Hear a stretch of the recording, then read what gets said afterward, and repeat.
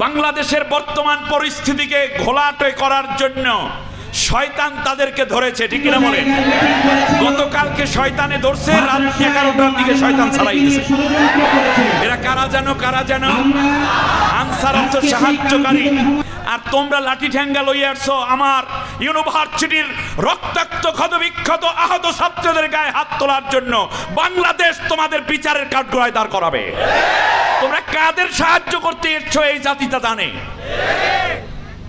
এই রকম ছোট ছোট ঘটনা ঘটতে থাকবে, এগুলো সব ষড়যন্ত্র। আমি ঠিক তার পাশাপাশি আরেকটি কথা বলি, যদিও তিক্ত।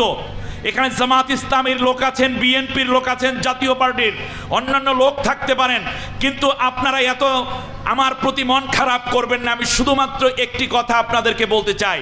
ইতিমধ্যে বিএনপি সহ আরও কিছু রাজনৈতিক দলের মাথা গরম হয়ে গেছে, তাড়াতাড়ি কবে আসবেন ক্ষমতায় কোনো দরকার আছে? কমপক্ষে আওয়ামী লীগ 15 বছর 17 বছর রয়ে গেছে, এই আওয়ামী লীগ তো আরো 3 বছর কমপক্ষে থাকতো। কিছু তো নাড়াইতে পারতেন না, উল্টো বেলে মারি খাইতেন সমানে। অতএব এই 3টা বছর অপেক্ষা করেন। আমার কথার সাথে আপনারা একমত? সবাই একমত? কমপক্ষে এই সরকার, আমি বলবো না যে থাকুক, কমপক্ষে আপনি 3 বছরে তো আসতে পারতেন না, এরপর কি করতেন আল্লাহ জানেন। এদেরকে সময় দেন, ঠিকঠাক মতোই আগাচ্ছে। বাংলাদেশের বিশ্বনন্দিত মুফাসসিরে কোন আল্লামা সাঈদীর ফাঁসির রায় যেই কালামানিক দিয়েছে, সে ধরার সাথে সাথে কাপড় নষ্ট হয়ে গেছে, ঠিক কিনা বলেন?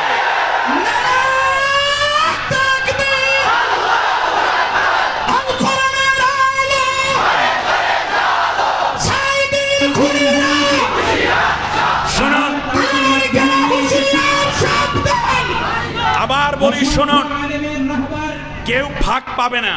ইন্না রাব্বিকা লাশাদীদ, ইন্না বাতশা রাব্বিকা লাশাদীদ। আল্লাহর ধরা বড় কঠিন। কেউ পালাইয়া লাভ নাই। একজন তো পালাবার জন্য নিজের চেহারাই চেঞ্জ করে ফেললো। এই লোকটার মাথাটা কি এত নষ্ট হয়ে গেল? আরে বাটা, তো কেউ ধরেই নাই। কমপক্ষে ধরা তো হবেই। দাড়িটারে কামাইলি, মোস্টারে কামাইলি, ঠিক তোমাকে। এই তোমার নৈতিকতা, এই তোমার নবীর সুন্নত। এই বেয়াদব বলেছিল যে কোরআনের মধ্যে কিছু কিছু ভুল আছে, হাদিসের মধ্যে বেশি। কি ব্যাপার?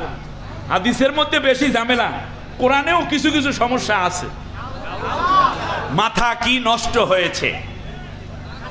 একজনে দাড়ি কামাইয়া পালায়, আর একজনের দাড়ি রাইখা টুপি পইরা পালায়। যার দাড়ি ছিল না সে দাড়ি রাখছে, টুপি ছিল না টুপি পরেছে। আর একজনের দাড়ি ছিল, উনি কামাইয়া যায়। আমার কথা হইছে, কথা হলো সোজা কথা। আমি ছোট্ট মানুষ, সোজা কথা পছন্দ করি। তা হচ্ছে কেউ পালাইয়েন না, এটা আমাদের বাংলাদেশ। তার কারণ আপনারা যাদেরকে হত্যা করেছেন আপনারা জানেন, এত তাড়াতাড়ি পালান কে? বাংলার জমিন থেকে আল্লাহর কোরআনের সাথীরা কেউ পালায় নাই। ফাঁসির মঞ্চে যাওয়ার আগেও তো বলেছিল আমি লঙ্গি পরে যাব নাকি পাজামা পরে যাব, একটু বলো, ঠিক কিনা বলেন? 3 ঘন্টা আগেও বলে যে 2 ঘন্টা ঘুমাই, শেষের 1 ঘন্টায় উঠাইও। এত ঠান্ডা মাথায় তারা ছিলেন, আল্লাহর উপর ইস্তেকামাত। আর এত বছর ক্ষমতায় দেখে তাড়াতাড়ি যান কেন? একটু থাকেন, আমাদের আদর আপ্যায়ন তো আছে কিছু। অতএব আমি বলবো যেটা, তা হচ্ছে হতাশ হওয়ার কিছু নাই। বিরোধী দলেরও হতাশ হওয়ার কিছু নাই। মানে এখন যারা আগে বিরোধী দলে ছিলেন আপনাদেরও হতাশ হওয়ার কিছু নাই।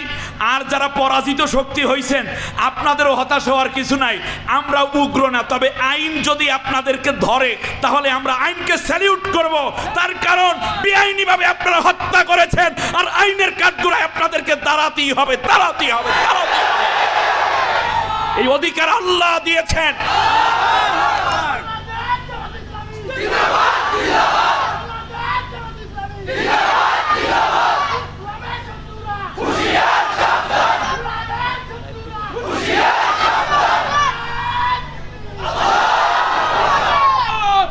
শুনুন, আল্লাহ রাব্বুল আলামিন বলেন, শুনুন, লা ইউহিব্বুল্লাহুল জাহরা বিসসুই ইল্লা মান যুলিমা।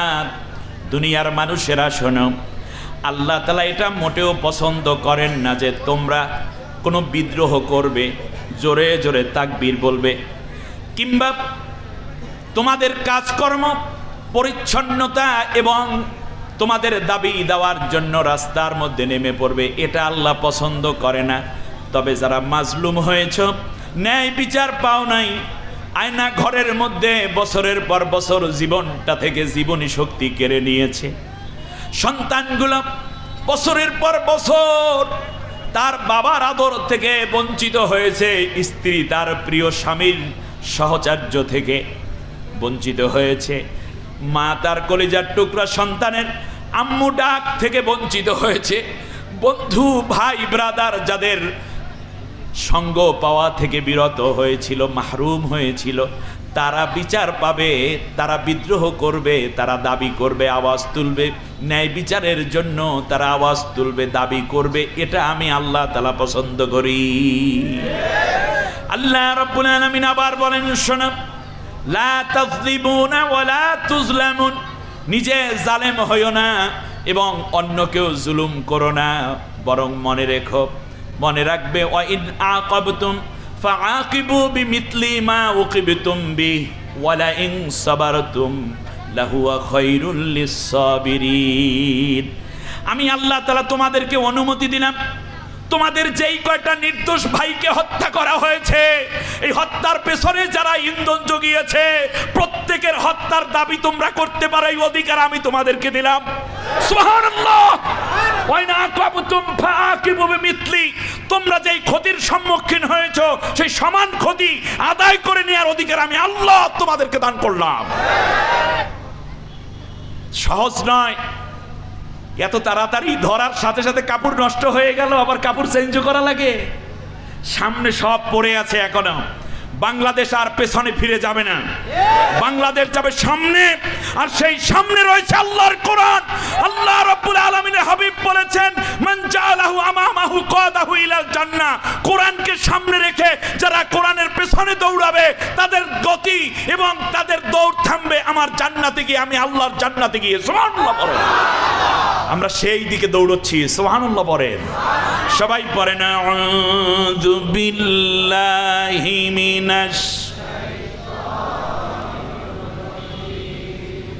বিসমিল্লাহির রাহমানির রাহিম।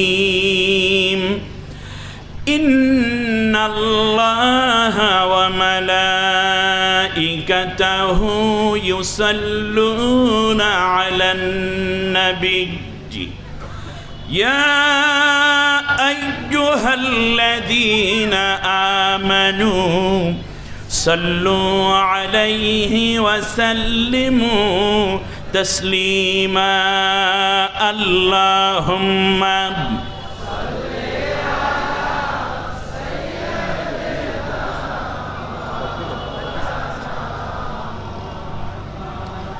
وعلى آله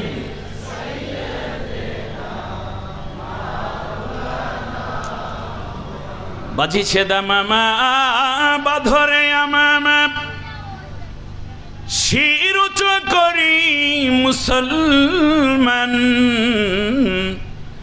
দাওয়াত এসেছে নয়া জামানার, ভাঙা কিল্লায় উড়ে নিশান, বালাগাল উলা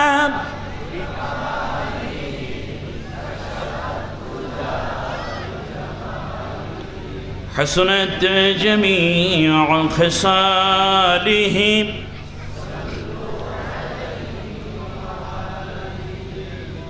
বাংলাদেশের অত্যন্ত গুরুত্বপূর্ণ জনপদ কাশিমপুর কারাগারের কোল ঘেঁষে এই গাজীপুরে জরুন ঈদগাহ ময়দানে আয়োজিত সমাজ কল্যাণ ফি সাবিলিল্লাহ ফাউন্ডেশনের উদ্যোগে বৈষম্য বিরোধী ছাত্র আন্দোলনে সকল শহীদদের স্মরণে ঐতিহাসিক তাফসিরুল কোরআন মাহফিল। সম্মানিত সভাপতি হযরতুল আল্লাম মুফাসসিরে কোরআন মুহতারাম মাওলানা আলহাজ ইদ্রিস সাহেব, আল্লাহ তাআলা কোরআনের জন্য তাকে সুস্থতা ও দীর্ঘ নেক হায়াত দান করুন। মঞ্চে উপবিষ্ট সম্মানিত উলামায়ে কেরাম, আইম্মায়ে মাসাজিদ, খুতাবায়ে আযম, মুরুব্বিয়ানে কারাম, প্রাণ প্রিয় কলিজার টুকরা যুবক ভাইয়েরা, পর্দার অন্তরালের সম্মানিতা মা বোন, অন্য ধর্মাবলম্বীদের প্রতি আন্তরিক মোবারকবাদ জানিয়ে আমি আপনাদের উদ্দেশ্যে অতি সংক্ষেপে আল্লাহর কোরআন থেকে কিছু কথা বলার চেষ্টা করছি ইনশাআল্লাহ বিমাশিয়াতিল্লাহ ওয়া বিফাদলিল্লাহ। আল্লাহ সুবহানাহু ওয়া তাআলার কোরআন দিয়ে কথা বলবো, আপনাদের কোনো অসুবিধা আছে? আমি আমার দুর্বলতা পেশ করেই কথা শুরু করতে চাই। তা হচ্ছে আমি যখন কথা বলি আমি চেষ্টা করি আল্লাহর কোরআনকে ওই জায়গাটায় রাখতে। তার কারণ কোরআনিক পাওয়ার না থাকলে কথার কোনো গুরুত্ব পৃথিবীর মানুষের কাছে থাকলেও আল্লাহর কাছে